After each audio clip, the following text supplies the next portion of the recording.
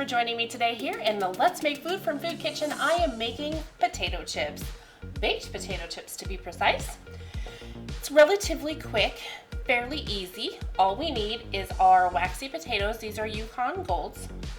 I have a Mandoline Slicer, and I know I advocate for doing things as inexpensively as possible. If you can get a Mandoline Slicer, I highly recommend it.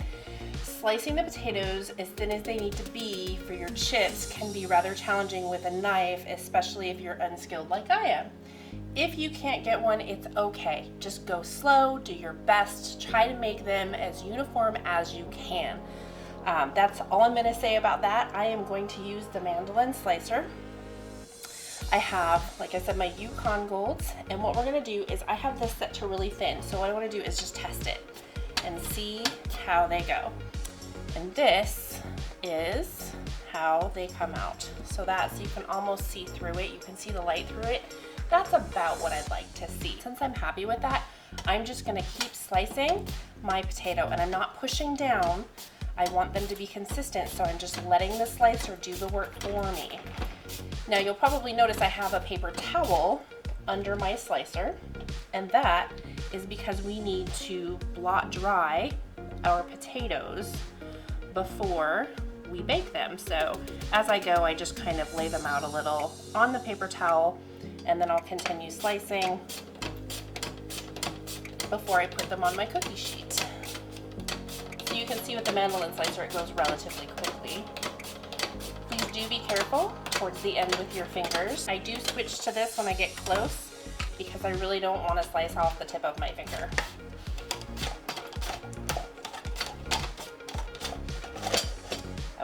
So oops, I got really close, didn't I? Look at that, that's all that's left. So I'm gonna set that aside. I'm going to move my slicer out of my way. And I have this lovely pile of potatoes. So I'm just gonna lay them out as best I can.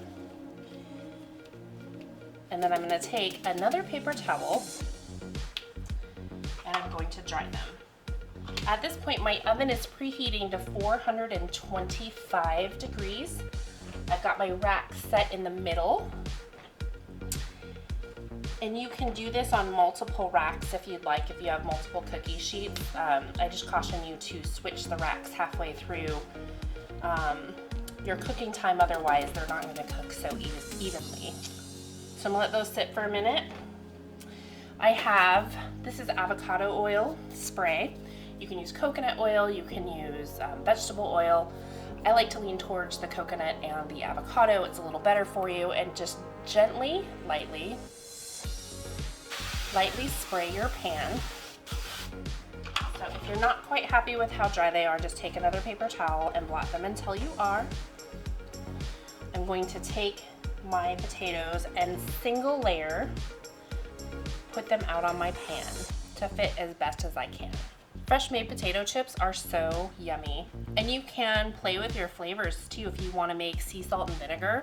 If you have one of those food grade sprayers, you can put some vinegar in it and lightly spray them with vinegar. You don't want to go too heavy, otherwise you add too much moisture back in.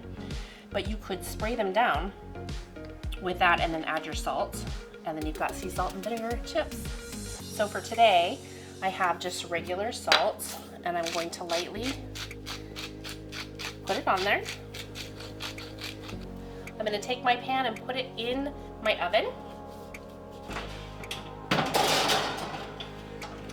And we're going to cook it for about 8 minutes.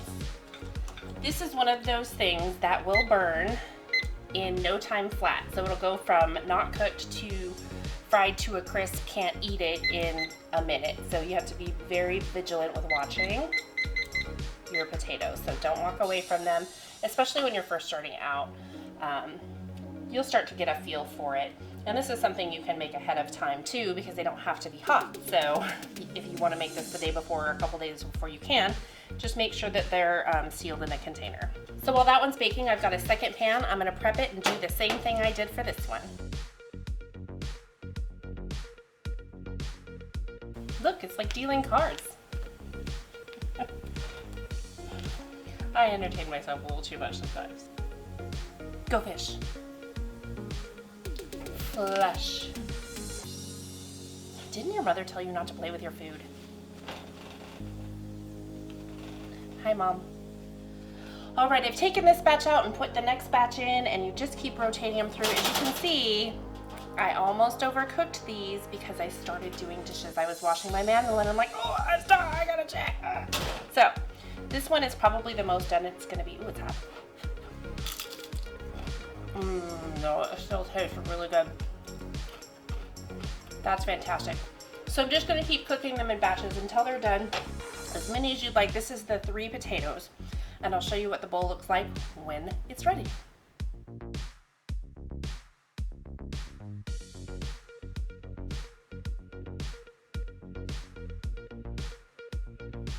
Our potato chips are ready to go. This was 3 large potatoes, so as you can see, you get quite a bit of chips.